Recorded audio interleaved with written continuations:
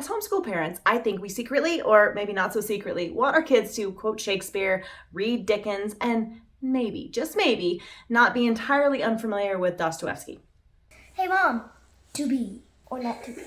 That is the question. That is so true. I mean, the classics are just a must. Such a wonderful world filled with adventure and culture. It was the best of times. It was the worst of times. But sometimes that road to the insight and adventure and culture of the classics leads through pathways that might be unfamiliar. Pathways that look like Diary of a Wimpy Kid. Yeah. Hi guys, I'm Danielle, homeschooling mother of 7, and today we are reviewing Diary of a Wimpy Kid.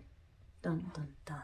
Now, I am a classics snob. I love the classics. I read them frequently. And when someone uses the word abridged in relation to a classic, I have to swallow a lot and blink very rapidly before I respond to them. So let me get into this book. An acquaintance of ours gave my son about a dozen of the books, Diary of a Wimpy Kid.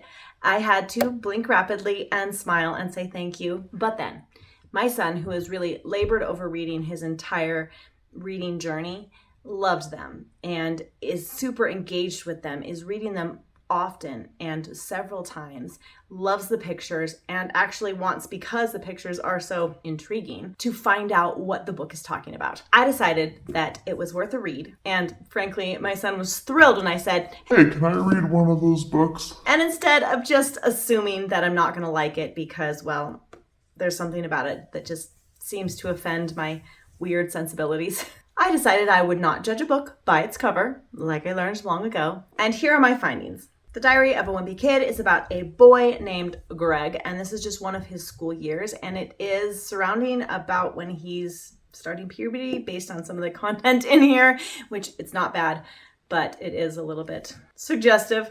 And him and his best friend had a really big fight before it began, so they're not speaking, and it's all about him thinking that his friend needs to ask his forgiveness, say he's sorry. Oh, spoiler alert.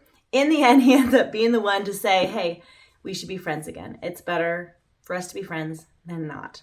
And I really liked how he said, it's not that he thought he couldn't make new friends, it's just he invested so much in this friendship with Rolly.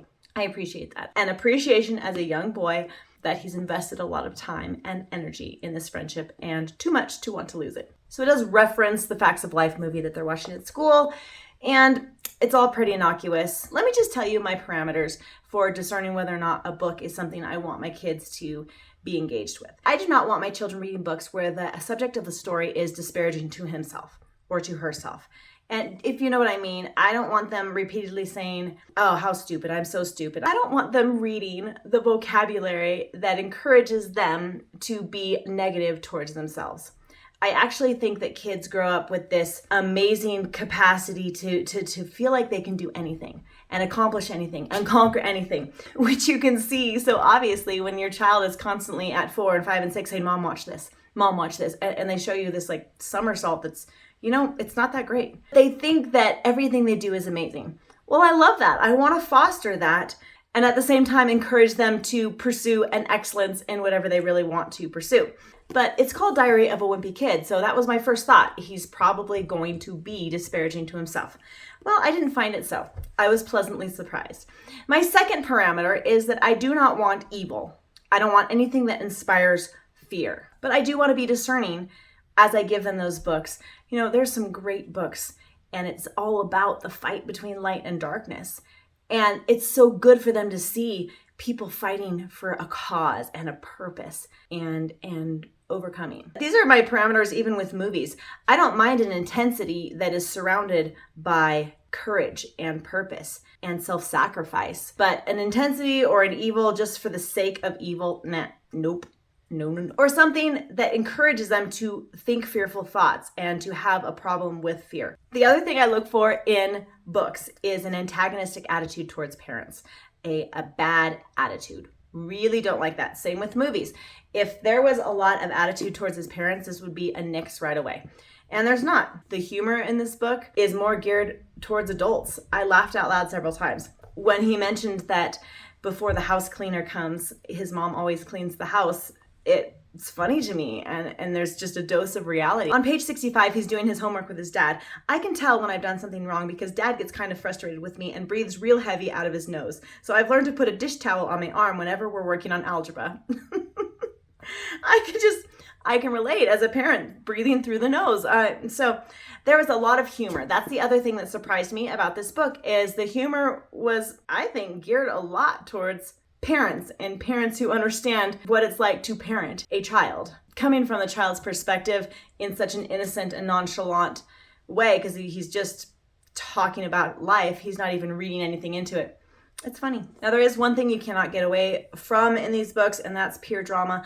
I do not love a ton of peer drama. I want to teach my children all the time that even with other kids, there is a way to communicate effectively. There is a way to work things out without having arguments and fights that cause breakups in relationships. Friendships. Our children are on a journey of loving to read, and that is what I want to get them into as quickly as possible. And I want to find books that are uniquely designed for my child. And there are books like that out there, and it's just finding the right ones. So the bottom line is, I did not find it disrespectful to adults. I didn't find it filled with attitude, and I didn't find it disparaging of themselves as children. There was a lot of humor in it, and although it's a little bit raunchy in the fact that it talks about farts and poop and peeing all over the floor when you're a boy. In one chapter, he references a time where his mother made all three of them only pee sitting down because she was tired of cleaning up all around the toilet. And I was like, I have 5 boys. I can relate with that. Yes. Overall, if your children are reading this, don't be too concerned. You can get them onto Little House on the Prairie before too long. I really think that we should let our kids read books that we've read, so we at least have a good idea of what they're taking in, especially if these books are going to be perused and read repeatedly. In all honesty, I'm not going to make my children read only classics, but I do want them to develop a love of all great literature. And there's so much great literature. And there's also so much crappy literature. Can I say that? Crappy? But in that development, they are going to need hand-picked books that you as a parent can see and discern is the right one for them. And this has always been a fun and a very real challenge for me, because part of my success as a homeschooling mom is defined by how I lead my children on this adventure of learning and desiring to continue learning even when they are done with their formal education under my tutelage. I'm gonna have to hide this between my mattresses so that no one takes it. It's a hot commodity in this house right now. And there will come a time when the Brothers Karamazov are a hot commodity, perhaps, or, which is much more likely, the Three Musketeers or the Count of Monte Cristo. But right now, it's this, and I'm bearing with it as well as I can. I'm Danielle Hogan. Thanks so much for joining me, and I will see you next time. Remember, no one can mom your kids like you.